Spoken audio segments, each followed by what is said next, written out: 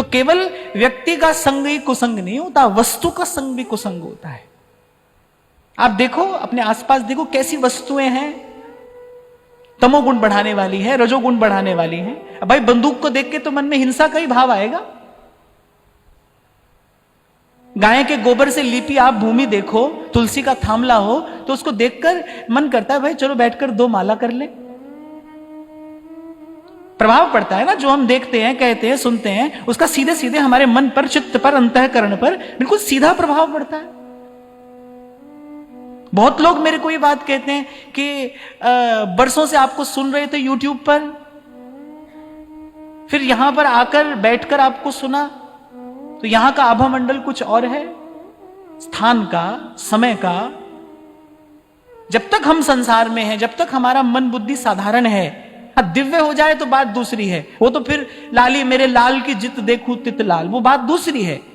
पर हम तो साधारण मनुष्य हैं, हमारे मन पर, चित्त पर तो आसपास जो है घट रहा है उसका प्रभाव पड़ता है।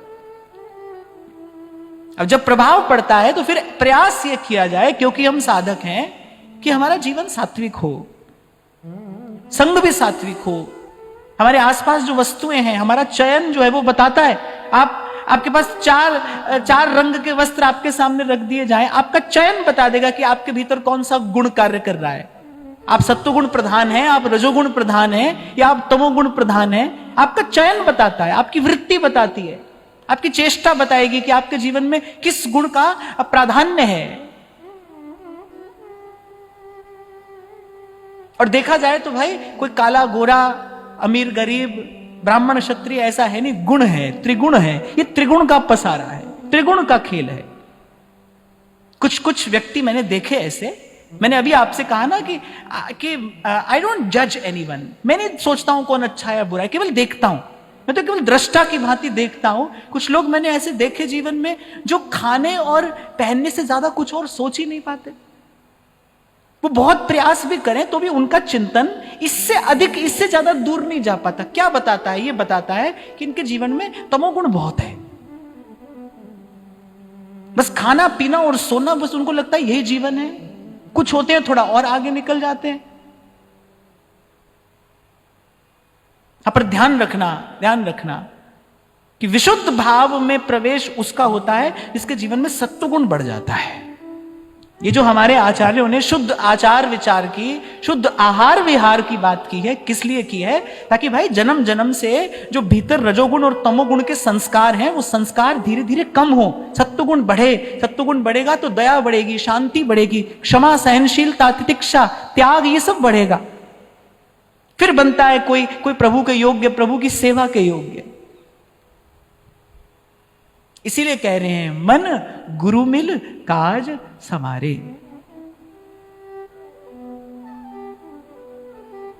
और ये जब तक आप सुनोगे नहीं, श्रवण की जगह 9 भक्तियों में श्रवण की जगह पठन भी लिखा जा सकता था। माने किसी की जरूरत ही नहीं पड़ती, पुस्तक उठाते और पढ़ लेते, आवश्यकता ही नहीं पड़ती किसी की।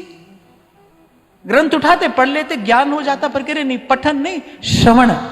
सुनिए, गुरु मुख से सुनिए। ये गुरुमुखी विद्या है, गुरुजनों के मुख से सुनना पड़ेगा। मैंने तो भाई अपने जीवन में अनेक बार ये अनुभव कर लिया। कोई बात, कोई सिद्धांत जो 1000 बार पढ़ के भी समझ नहीं आती है, वो एक अनुभवी संत केवल कहकर आपके भीतर पहुंचा देता है। वो बुद्धि में नहीं, आपके हृदय तक पहुंचा देता है, सीधे वहां जाती है। अनुभव की बात है, अनुभव का मोल है, अनुभव मूल्यवान है। इसीलिए कहते हैं अनुभव ही गुरु है। वो जो व्यक्ति आपके सामने बैठा है ना गुरु के रूप में, कौन बोल रहा है? उसका अनुभव बोल रहा है।